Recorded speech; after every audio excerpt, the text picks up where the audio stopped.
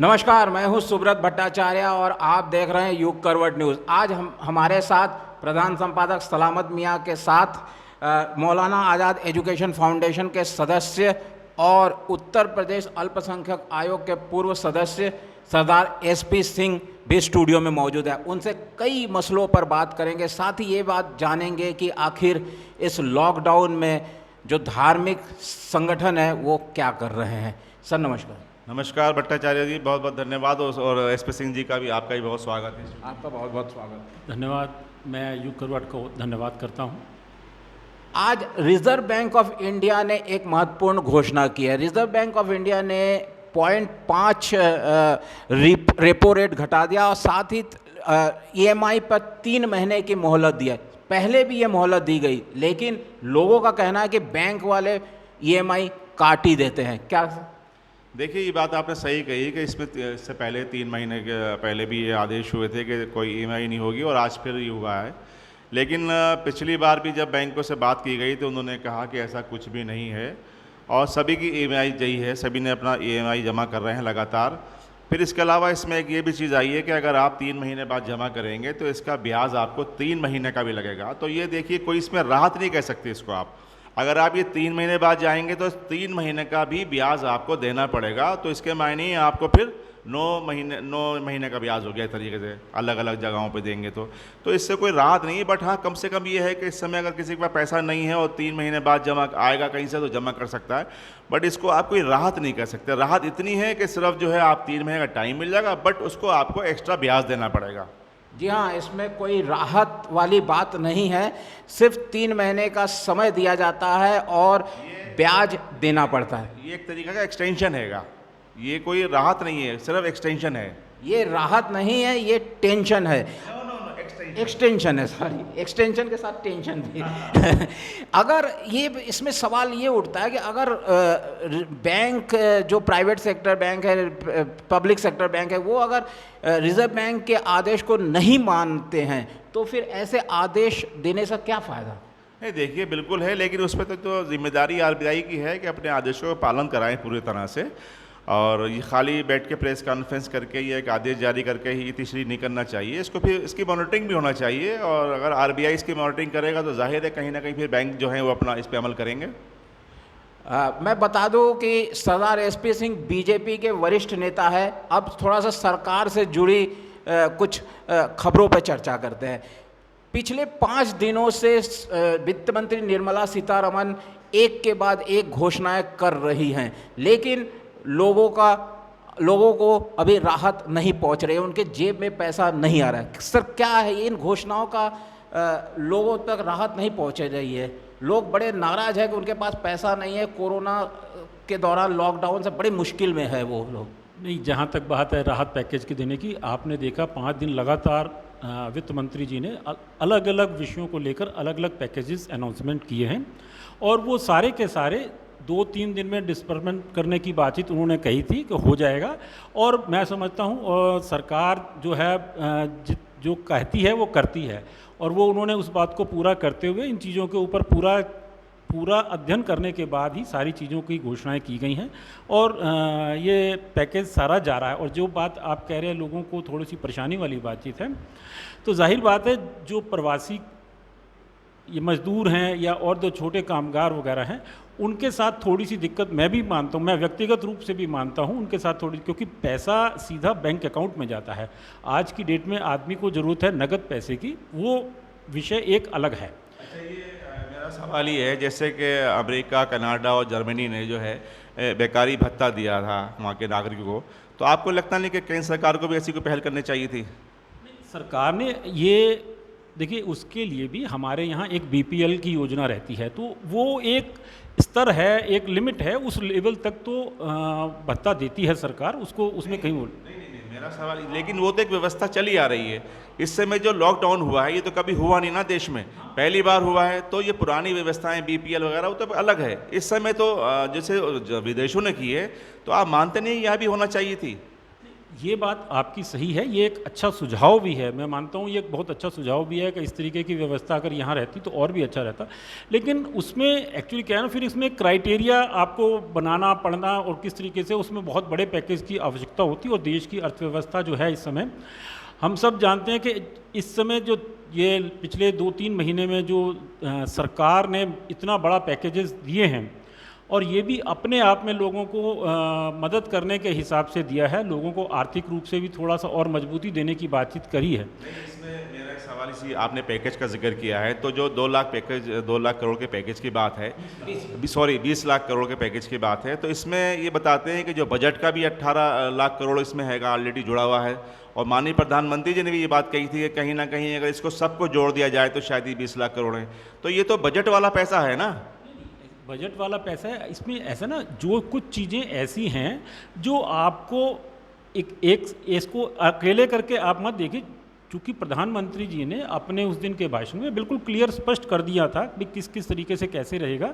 लेकिन उन्होंने ये बात जरूर कही थी कि भाई इसके पैकेज की घोषणा जो होगी वित्त मंत्री जी हमारे सामने आके करेंगी, तो पूरी व्यवस्थाओं के हिसाब से वो पूरी घोषणाएं की गई हैं उसमें। नहीं, ये कहा जा रहा है कि सिर्फ आंकड़ेबाजी की गई है, 20 लाख करोड़ में कितने शून्य है ये इसका वो, लेकिन जो आज ज़मीनी तौर पर लोगों को चाहिए, खाने के लिए पैसा नहीं है, कहीं कुछ भी करने के लिए पैसा नहीं है, तो पैसा कैसे आएगा? उनके पास पैसा कैसे आएगा? सारा कारोबार सब कुछ ठप्प है।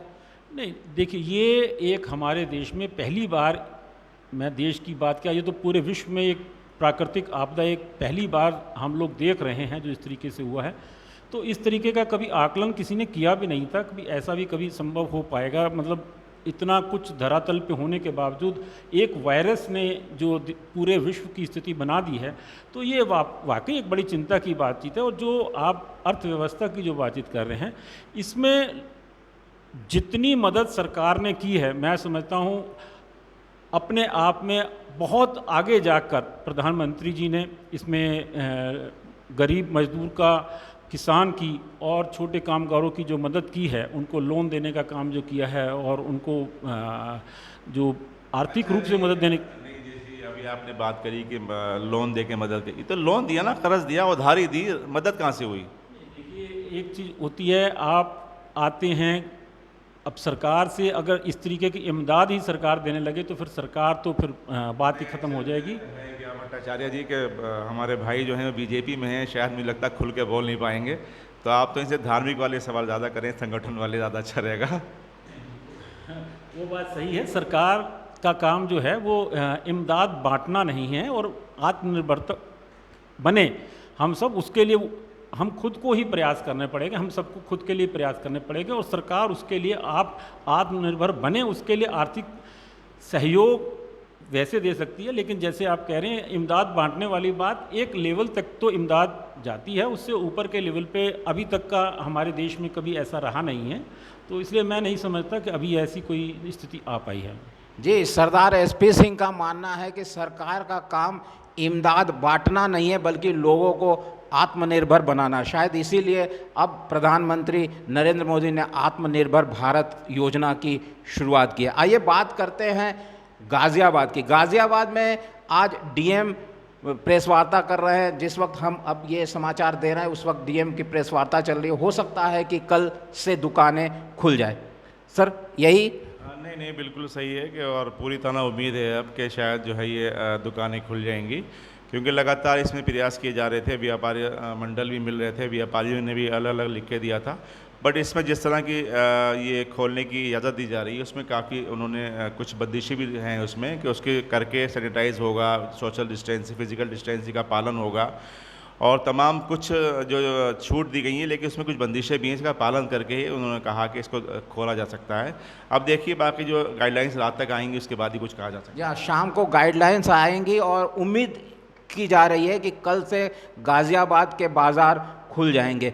गाज़ियाबाद में एक और है कि अभी जो श्रमिक गाज़ियाबाद आ रहे हैं, अब उनकी संख्या कम होने लगी है। आज बहुत कम बसें यहाँ से गई। लगता है सर श्रमिकों की समस्या अब धीरे धीरे हल हो रही है। नहीं बिल्कुल, देखिए गाज़ियाबाद जो यहाँ पे एक पूरा हब बन गया था प्रवासी मजदूरों का, तो उसमें प्रशासन ने बहुत मेहनत के साथ यहाँ काम किया। जो डीएम एसएसपी खुद लगे रहे, नोडल अधिकारी सिटी मजिस्ट्रेट थे, उन्होंने बहुत मेहनत करी। वो सुबह ही हर जगह हर शेल्टर होम जाते थे, तो प्रशासन ने बहुत अच्छा काम किया। और आप देखिए अब कहीं चैनल पे भी कोई प्रवासी मजदूरों की कोई ऐसी न्यूज़ नहीं आ रही है। और गाज़ियाबाद में भी आज एक फार्म हाउस में बहुत कम लोग रह गए थे, उनको भी भेज दिया गया। तो ये अच्छी बात है। ये पहली बार समन्वय दिख रहा है। हाँ ना, दिखाई दिया है पहली बार सदन में, क्योंकि माननीय मुख्यमंत्री ने बहुत इसको सख्ती से लिया था, और इसलिए यहाँ पे बहुत इसका जो है हमें एहसास भी हुआ लोगों को। जी हाँ, समन्वय बहुत अच्छा रहा प्रशासन और पुलिस के बीच और दूसरी एजेंसियों के बीच, तभी जाके इतना बड़ा टास्क को आसानी से किया जा सकता है। जब से लॉकडाउन शुरू किया गया तब से धार्मिक संगठन बढ़ चढ़ कर लोगों की मदद कर रहे हैं, और इसमें सिख संगत भी बहुत आ गया है। सिख संगत ने आज दस्तारों और पगड़ियों से मास्क बनाने के अभियान शुरू किया। क्या है इस अभियान, क्या है ये अभियान, पता करते हैं सरदार एसपी सिंह से। क्या है सर? देखिए, जब से ये कोरोना आपदा हुई है,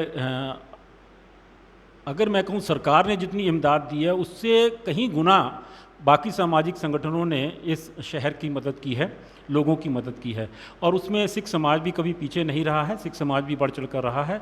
और लंगर की सेवा हो, दवाई वितरण की सेवा हो, राशन किट की सेवा हो, या और प्रशासनिक सहायता की जो सेवा का काम किया है। अब ये चूँकि मास्क के लिए ये आप आगे के लिए मास्क अनिवार्य कर दिया गया सरकार द्वारा। आपको बिना मास्क के निकलेंगे तो आपके ऊपर जुर्माना भी होगा। तो अब उसमें भी कई लोगों के पास ऐसे हैं, ज़रूरतमंद ऐसे रहेंगे जो मास्क के लिए भी पैसे नहीं होते हैं। तो हम लोगों के पास जो अपनी दस्तारें, पगड़ियाँ वगैरह जो अनयूज़ हैं इस समय, तो हम लोगों ने डिसाइड किया कि इसको क्यों ना इससे मास्क बनवाए जाए। तो आज गाज़ियाबाद में दयाल पब्लिक स्कूल में हमने लगभग गाज़ियाबाद की सिख संगत द्वारा 150 पगड़ियों को एकत्रित करके उनको हम 2 दर्जी वहाँ लगा दिए गए हैं। मास्क बनाएंगे, उनको सैनिटाइज करेंगे, और फिर बाद में ज़रूरतमंद लोगों में उनका वितरण किया जाएगा। लगभग एक पगड़ी से लगभग 40-50 के करीब मास्क बनेंगे। तो उस हिसाब से हमारे करीब 6-6.5 हज़ार मास्क बनेंगे।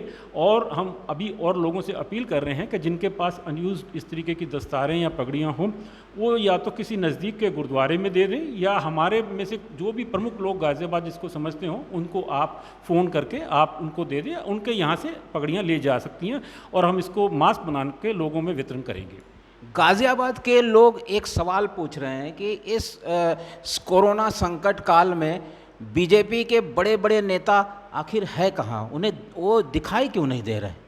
नहीं, देखिए सब लगे हुए हैं। आप ये देखें, सरकार के साथ पूरा कंधे के साथ कंधा मिलाकर जनरल साहब भी रहे हैं, विधायक भी रहे हैं। एक सामने नहीं आए हैं, वो एक अलग इशू रहा है, क्योंकि एक प्रतिबद्धता के साथ लॉकडाउन का पालन करने की जहाँ तक बातचीत है। क्योंकि एक बात और है, अगर हमारी सरकार और हम खुद कह रहे हैं लॉकडाउन का पालन करें और हम ही सड़कों पर होंगे, तो उसका भी मैसेज एक गलत जाता।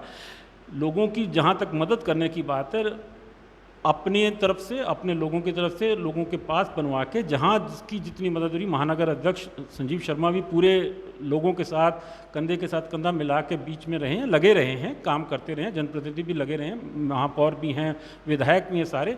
ऐसा कहीं नहीं कहा जा सकता कि वो कहीं नहीं लगे रहे। चूँकि लेकिन एक प्रधानमंत्री जी का भी आप देखें और दूसरे लोगों का भी आप देखें, लेकिन लॉकडाउन को अगर हम ही पालन नहीं करेंगे तो ये बड़ा मुश्किल हो जाएगा। क्योंकि आगे आने वाला समय हम लोगों के लिए ना एक बहुत ऐसा है कि जब तक हम अनुशासन में नहीं रहेंगे तो ये कोरोना ख़त्म होने वाला नहीं है। अब हमें इसी के साथ ही जीना है। ये सरकार ने बता दिया किस किस तरीके से सामाजिक दूरी नहीं, शारीरिक दूरी उसमें बहुत आवश्यक है, क्योंकि बिना शारीरिक दूरी के वो बातचीत नहीं है। तो ये सलामत भाई ने भी बात रखी थी, मैंने भी अपने मन की बात में प्रधानमंत्री जी को लिख के भेजा था। तो ये हम दोनों के विचार इस मामले में बहुत अच्छे रहे, मैं बधाई देता हूँ। चूँकि एक आप भी एक सेकुलर विचारधारा के हैं सलामत भाई का, जो मैं इस बात के लिए सलाम करता हूँ। तो ये जो एक सोच थी हम लोगों की, वो वाकई एक मिलती जुलती सोच रही और उसको सरकार ने माना। और ये शारीरिक दूरी जो शब्द अब उपयोग किया जा रहा है, तो हम लोगों को शारीरिक दूरी भी बना के रखनी है, मास्क भी लगा के रखने हैं। और जो गाइडलाइंस बाज़ार खुलने की जो बातचीत आ रही है, जो गाइडलाइंस आनी है उसको अगर हम पालन नहीं करेंगे तो ये यकीन मान के चलिए प्रशासन कभी भी रिस्क नहीं लेगा। अगर कोई जहां उनको लगेगा गड़बड़ियाँ हो रही हैं या निर्देशों का सही तरीके से पालन नहीं हो रहा, तो ये जो बाज़ार खोलने की स्थिति है, कहीं ऐसा ना हो कि प्रशासन उसको वापस भी ले ले, तो ये भी संभव हो सकता है। अगर व्यापार मंडलों को इसके अंदर पूरा ध्यान रखना पड़ेगा। सर आप कुछ पूछना चाहते हैं बीजेपी और ना बस सही है, आपने सवाल कर लिया है। वो जाहिर है उनकी भी कहीं ना कहीं बंदिशें हैं, पार्टी में हैं, तो वो खुल के नहीं बोल पाएंगे। ऐसे बहुत सारे नाम हैं जो पिछले 60 दिनों से दिखाई नहीं दिए। खैर चलिए हम नाम पे नहीं जाते हैं। कैमरामैन वरुण के साथ सुब्रत भट्टाचार्य, युग करवट न्यूज़ के लिए।